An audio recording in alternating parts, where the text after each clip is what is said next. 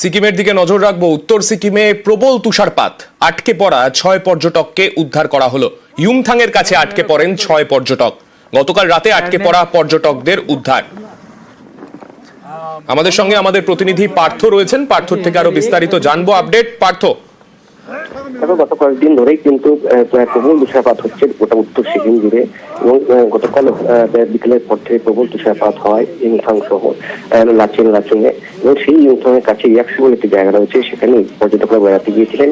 কিন্তু প্রবল তুষারপাতের জেরে 6 পর্যটক সেখানে আটকে পড়ে, এবং স্থানীয় বাসিন্দা তাদের সহযোগিতায় লোকাল অ্যাডমিনিস্ট্রেশন তাদেরকে সেখান থেকে উদ্ধার করে নিরাপদ জায়গায় নিয়ে আসছে, এবং পর্যটকরা যথেষ্ট সেফ এবং সিকিউর রয়েছে বলে সিকিম প্রশাসন জানিয়েছে। এবং আজ সকাল থেকেও কিন্তু উত্তর সিকিমের বিভিন্ন জায়গায় ইউমথাং ভ্যালি থেকে শুরু করে লাচুং সর্বত্র কিন্তু তুষারপাত হচ্ছে। তাপমাত্রা মাইনাসে দাঁড়িয়েছে, -6-7 ডিগ্রি তাপমাত্রা রয়েছে। যারা পর্যটকরা বেড়াতে দেখছেন তারা যেমন বরফ পড়া খবরে খুশি, তেমনি তাদের যাতে আরো সিকিউর থাকে এবং সেফটি থাকে সেদিকে কিন্তু নজর দিচ্ছে সিকিম প্রশাসন। বেশ, ধন্যবাদ পার্থ।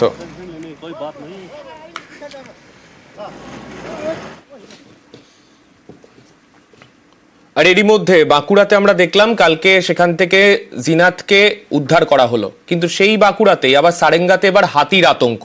লোকালয়ে হাতির তাণ্ডব, ধানের গোলা তছনছ দাঁতালের। সুরুলিয়ার বাদামপাড়ায় দাঁতালের তাণ্ডব, একাধিক বাড়িতে হাতির হানা। বন দপ্তরের উদ্যোগে ফের জঙ্গলে পাঠানো হয় হাতিকে। বাঁকুড়ার সারেঙ্গায় হাতির আতঙ্ক, লোকালয়ে তাণ্ডব চালায় হাতি। ধানের গোলা তছনছ করে হাতির দল। সুরুলিয়ার বাদামপাড়ায় দাঁতালের তাণ্ডব। একটা এসছে, এসে এখানে রন্ধ ভেঙেছে, এখানে ঢুকেছে, হাতি ধান খেয়েছে। ধান খেয়ে আর বন দপ্তরের লোকগুলো এসেছিল খেতে, তারা খেতে নিয়ে ওই দিকে চলে গেছে। আমাদের খুব ভয়, কেউ বাইরে নেই ভর্তি।